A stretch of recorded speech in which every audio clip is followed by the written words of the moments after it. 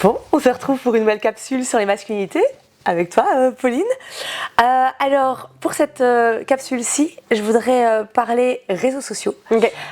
Est-ce que tu penses que les réseaux sociaux, c'est un bon espace pour débattre, j'aurais envie de dire même débattre sereinement, de manière générale, et du genre en particulier? Non. Enfin, ma réponse très courte serait non. Non. Mais pourquoi non?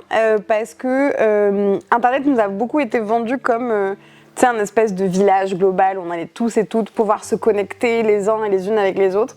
Il n'empêche que Internet aujourd'hui est possédé par des entreprises, des multinationales de la tech.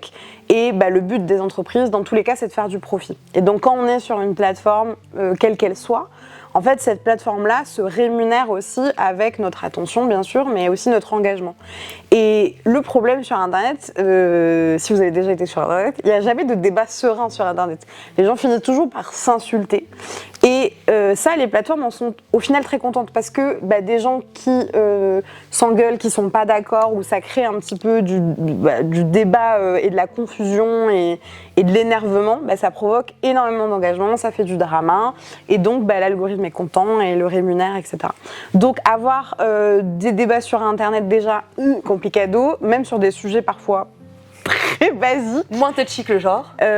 Par exemple, il y a des engueulades sous les commentaires marmitons. Enfin, vraiment, voilà, il faut déjà le dire. Donc, quand on parle de genre, et notamment de, je sais pas, la masculinité, la féminité, les identités LGBTQ+, en fait, forcément, ça donne aussi une avalanche de commentaires souvent violents, désobligeants, et aussi de certaines personnes qui ne se rendent pas compte qu'Internet, c'est un espace social comme les autres, et qui se permettent d'être hors la loi dessus, parce que logiquement, t'as pas le droit d'insulter les gens dans la rue, donc tu n'as pas le droit non plus de les insulter sur Internet. Et c'est le fait d'être derrière un écran qui jouerait sur cette désinhibition, on se permet plus de choses parce qu'on voit pas les gens en face?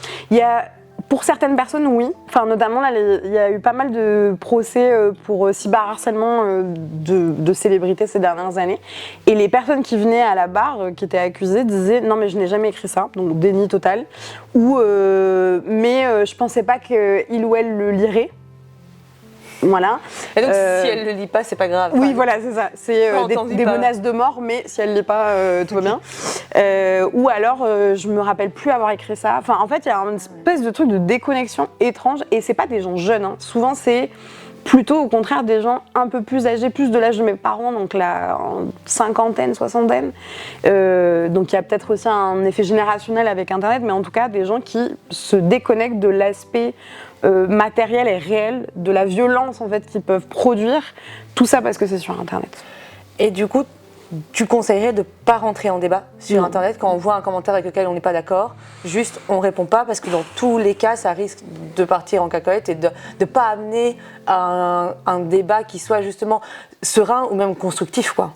Oui, tout simplement, je pense que c'est un peu gaspiller, j'allais dire de la salive, mais du temps de clavier pour rien.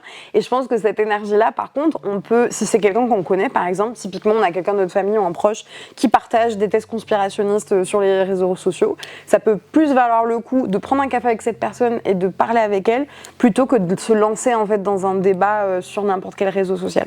Et parfois on dit que si on débat sur les réseaux sociaux en particulier, c'est pas tant pour convaincre la personne avec laquelle on débat, mais les autres, cette majorité silencieuse qui ne réagit pas mais qui nous lit quand même. Je pense qu'il y a un peu de ça, mais je pense qu'on peut mener cette aussi bataille culturelle. Par exemple, tu vois, si on prend les masculins, il y a une nécessité à mon sens d'avoir aussi du contenu féministe qui va débunker ce que disent les masculins, etc.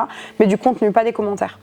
Et je pense que ça c'est important aussi parce que en fait les commentaires c'est aussi des espaces de violence et je pense que s'il y a des gens qui ont envie de se lancer dans des batailles, grand bien leur face, mais pour cette majorité silencieuse il y a aussi la nécessité je pense de proposer du contenu, du contre-discours pour que les personnes puissent se faire leur propre avis. Mais oui, en effet il y a des gens qui lisent les commentaires et ça c'est une réalité, mais c'est aussi je pense malheureusement choisir nos combats aussi face à des gens qui peuvent être violent et où tu sais que la conversation va mener à rien, quoi. Oui, c'est ça, et on va perdre beaucoup d'énergie dans un système économique qui structurellement ne favorise pas un débat serein. C'est clair. Ok. C'est ça. Merci beaucoup.